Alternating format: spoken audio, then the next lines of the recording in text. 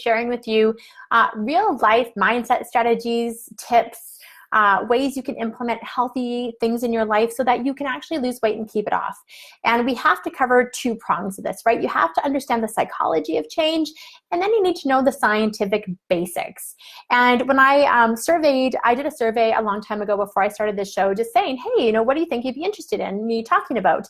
And today, I'm covering all of the stuff that came in around exercise, because people wanted to know about, tips on best exercise practices, like time of day, how many times a week for best results, how you actually fit exercise into a busy life. And let me tell you, I do have some strategies for that. Ways to get exercise and be active without necessarily working out. Tips and tricks that I've used to stay on track with my own fitness goals. And the last one was exercise for real people with real lives. And so, that's what I wanted to bring up with you, really, because I had some pretty eye-opening truths hit home for me last week in terms of my own activity level. And won't be holding anything back on this one. So if you're joining, let me know that you are here. Whoops, that is my mom calling. So if you're here, let me know so I can say hi. And if you have questions, just put it in the chat. I know lots of people watch the replay of this, and that's great. But I also want to be able to make sure I'm addressing your questions in real time too. So let's just talk about exercise for a second. So a long time ago, and you might have even heard this, the real philosophy out there in the weight loss world was eat less and move more. Right? If you've ever heard that, just say, yes, I've heard that, or yeah, been there. And the problem with that is when you move more, actually you do need to eat a little bit more. The problem is we overeat, right? We overeat based on how much we think we're burning, and we underassume how much energy is in the stuff we put in our bodies. And so how this plays out is we'll exercise, and then so often the psychological part of exercise is, oh, I've been good, right? I've gone to the gym, I've gone for that run. That means I can go to Starbucks and have that latte and lemon loaf with my friend or my running group, because then it looks so small. So we think we've just put out, so much energy or spent so much time, say half an hour or 45 minutes or an hour, that it seems like we should be able to put extra in. And this is the biggest way women get stuck in exercise purgatory, is they underassume how much they're putting in, and they overestimate how much they think they burn with exercise. So let's just back it up to daily physical activity for a second. So this is critical. So I have belief systems about myself. You have them about yourself too. Number one, I believe I'm an athlete. Two, I believe that I'm actually really active. Three, I believe that I like exercise. Four, I believe that I'm good at exercise. And five, I believed that I was getting enough exercise. It wasn't what I wanted it to be, but I was just sort of basing it off of this history I've got with exercise. And so some real truths hit home when I bought an activity monitor. So I decided to sort of check out where I was, because I was feeling not so great in my body. I was doing my regular weight training, but I wasn't getting as much, cardio. And I believe in active living, and we do have an active lifestyle, but I was still curious. Well, you guys, let me tell you, if you've ever heard that, you should be getting 10,000 steps a day or that stuff, I put on my activity tracker, and by 6 o'clock, I work from home. I have a home office. I sit a lot because I'm typing. Sometimes I sit when I'm coaching. My number of steps by 6 p.m. that day was about less than 2,000 steps. Less than 2,000. And I was shocked. I was sure that I was typically, averaging 7,500, if not more, every single day. And what's interesting about that is I felt that way, but the truth was radically different. And if I had continued to go on what I felt, not what I knew, then it's really likely that I would have seen weight gain happen over, the next few weeks, months to come if I did not change something. I did change it. I'm actually standing at my stand-up desk with a wobble board that I'm standing on, because I don't want to sit as much anymore. And I really make sure that I get out during my days and I'm taking little walks or getting that little run in, when before I would have given that, to work. So how this relates to you is, what are you thinking and what's true for you? Do you actually know? And do you know how much exercise you need to get to feel good? Here's the thing about exercise. It is not a great vehicle for weight loss. So many women try to sweat it out, pound it out, marathon train, join a group fitness program, but they never nail the nutrition piece. And the problem with using exercise as your only weight loss tool is exercise is the first thing to go when life gets busy, when you get sick, or when kids get sick, or you have a work deadline. Am I right? Like, I'm probably right. And so if you don't nail the nutrition piece and you're relying on exercise, then when life happens, you've just lost your coping tool. You've lost your vehicle. So instead, we need to look at exercise as this thing you do to honor your body, to help your body be strong and healthy, right? We want to do it for all of the health and well-being purposes, not the weight loss purpose. We know that exercise, and I say we, but I mean the research, right? We know that exercise is one of the best ways to help with weight maintenance. When you get to that weight that you want to be at, the weight that feels good for you, then when you're an exerciser, you are way more likely to stay at that weight than you are if you are someone who doesn't. So while you're nailing the nutrition piece, you need to build in that healthy, active lifestyle component at the same time. So for the person who asked me, what is the best amount of exercise? I can tell you what the guidelines are, and then I can tell you how to get there, okay? If you missed the Weight Loss Code series and you're a woman watching this and you're over 40, what you need to know is that if strength or resistance training is not currently a part of your lifestyle, it really needs to be. Muscle engagement is so critically important for us as we age for a number of reasons. One, it improves your immune function. Two, it prevents the likelihood of mental, not decay, but like keeping your faculties for a lot longer as you age. We know that having strength gives us a stronger body, which means that we are most likely not going to have to be in assisted living. If you're strong enough to get up off the toilet, you remain independent for a far greater amount of time. And we know that if you don't use it, you lose it. So if you are not using your muscles, you don't regain the muscle fibers after they're gone. So you've got to protect what you've got. So in terms of the recommended amount of exercise in a week, here's what the Canadian Society for Exercise Physiology recommends. The best recommendation is 150 minutes of moderate to vigorous aerobic activity a week. 150 minutes. Now, how you break that up is up to you. It can be in tiny chunks like 10 minutes. In fact, there are days when I have 10 minutes between clients and I am out for that brisk walk now, whereas I would have maybe sat at home before and heated up a cup of tea or something. Then you need to have two times where you work out all of the muscles in your body, the major muscle groups, right? So whether you just want to do 2 strength workouts twice a week where you're targeting the big muscle groups, or if you like resistance training and you want to split it up where you do like legs, arms, back, chest, right? You can start to divide it as you go. The most important thing is that you start. So the problem with benchmark activities like this or guidelines like this is it can be overwhelming, especially if you're sedentary. Like honestly, I literally was like, oh my God, 2,000 steps. I'm like, that's like 20% of what we should be targeting. And so, you have to work at it. If you are not actively working at being active, then I guarantee you are not going to see any kind of gains happen. The difference between being active and exercise, like the difference in the definition is exercise is something that is planned, intentional, and structured. Whereas active living is like going to Costco and parking at the far end of the parking lot and walking, or taking the stairs, not the escalator or elevator, or, moving as much as you can. That's like active living, going out to the park, playing with your kids, not sitting on the bench. Exercise is when you actually have a purpose to it, right? And one of the ways that, I've stayed on track with fitness goals is having fitness goals, knowing what I'm trying to do. I am way better when I know what and when and how much every week, as opposed to being left on my own to decide, right? The days where I go into the gym and I don't have it pre-written down what I'm to be doing, I'm lost. I sort of look around the gym and I know what to do there, but I'll look at all the equipment and I'll sort of wander from one thing to the other until maybe I get some inspiration to create my workout for the day. But without a plan, exercise can feel really frustrating.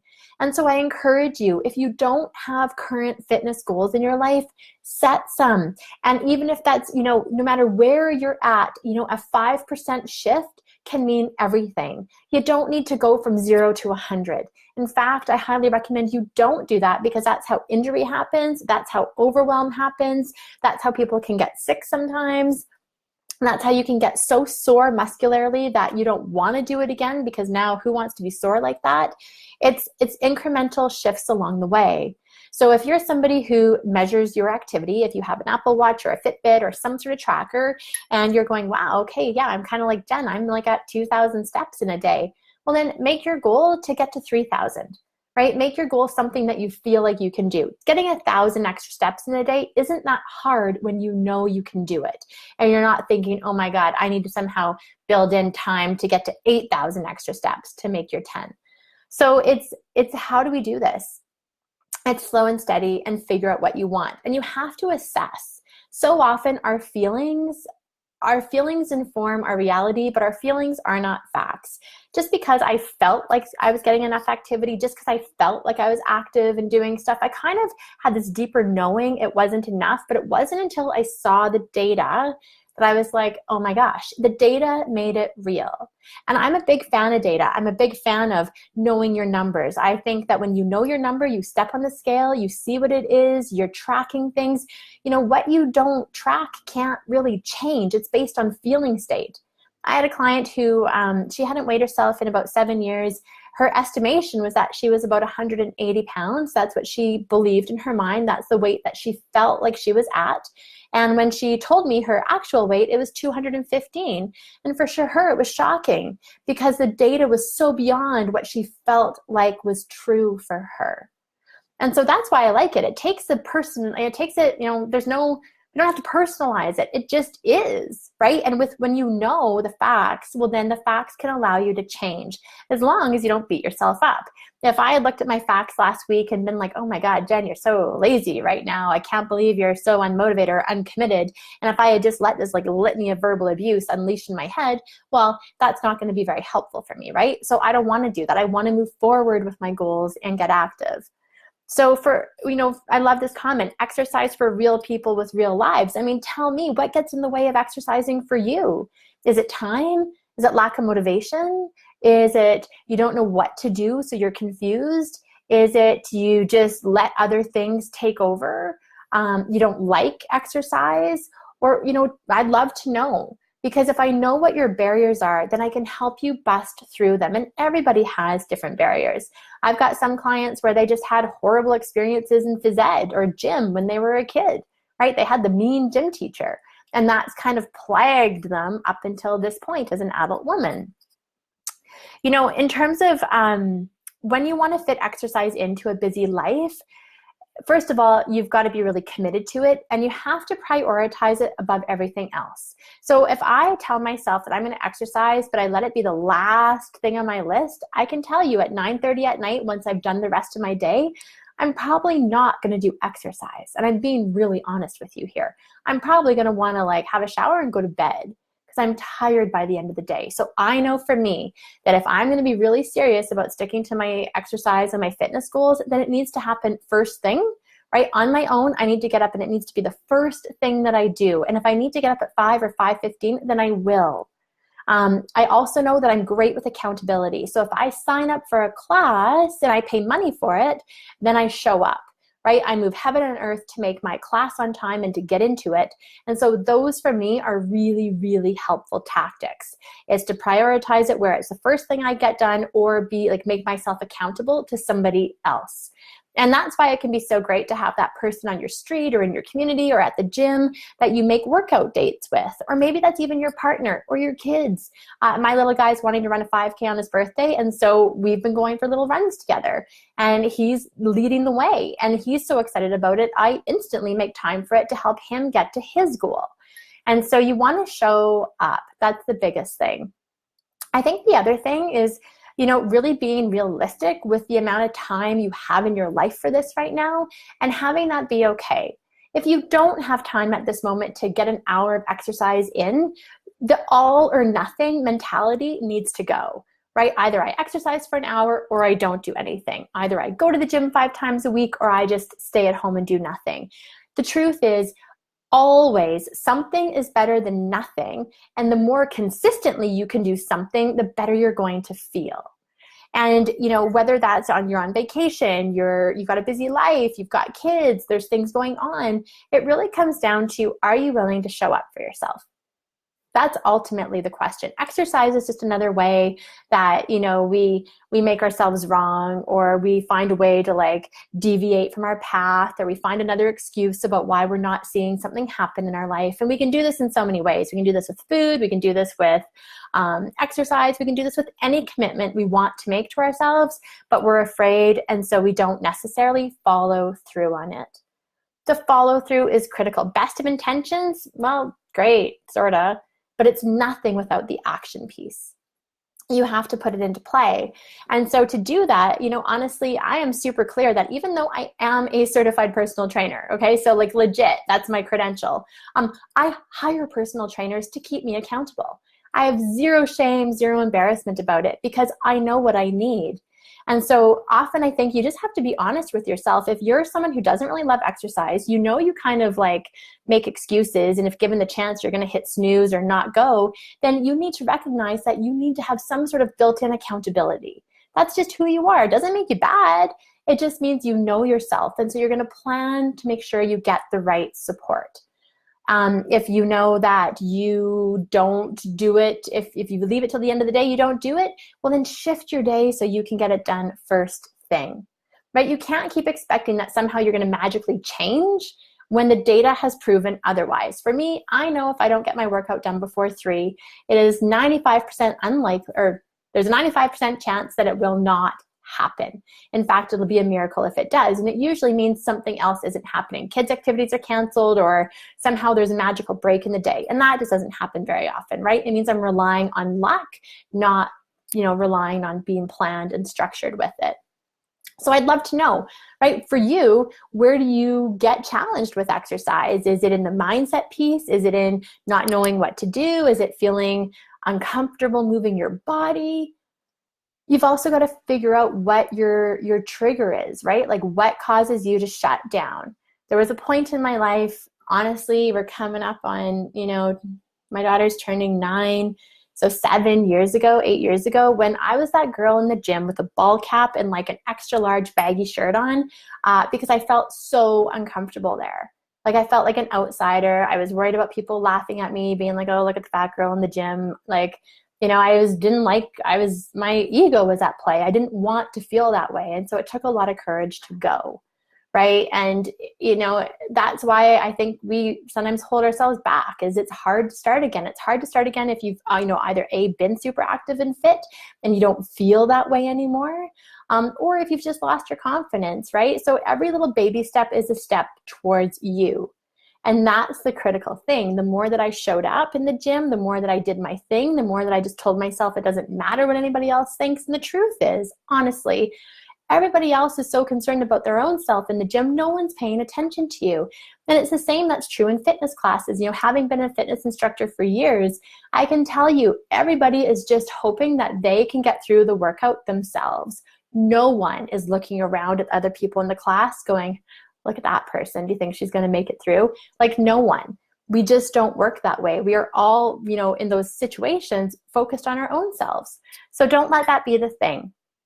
Then I think that the last thing I want to leave you with is I think I said it, but I want to drive it home.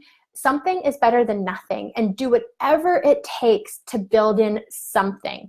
For me, my something now is going to be standing pretty much probably 6 more hours a day on a wobble board, that as my balance and agility, gets better, that is my something. It's a way for me to be, healthier, engage my core, and be more active. So this is the one step I've taken for this month to change things. For you, what is the something you can do, and then build in consistency? That is the magic thing. You've got to decide on the something and then now add consistency. I say it over and over, right? It's like weight loss has become this like complicated multi-billion-dollar industry. And if we go back to basics, if we go back to basics, we can make it really simple and really accomplishable without a lot of struggle. The problem is that most of us, we don't do the basics.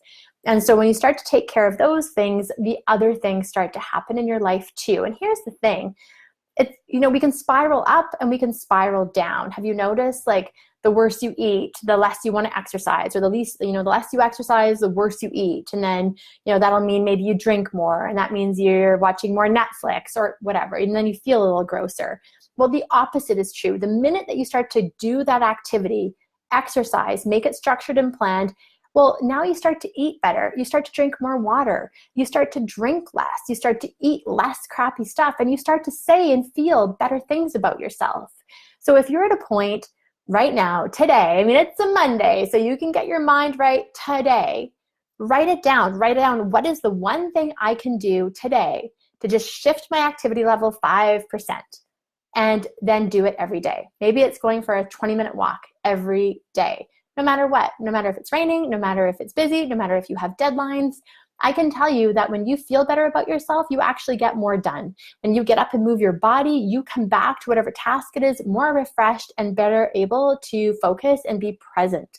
And so often we think that we need to work harder and longer, and really often our mind and body just need a small break. So small breaks throughout the day can create big changes down the road when you do it consistently. It does not need to be this like all out hour sweat fest 5 times a week. Even thinking that that's the only way to do it is going to stop you from even trying. So that is it for today.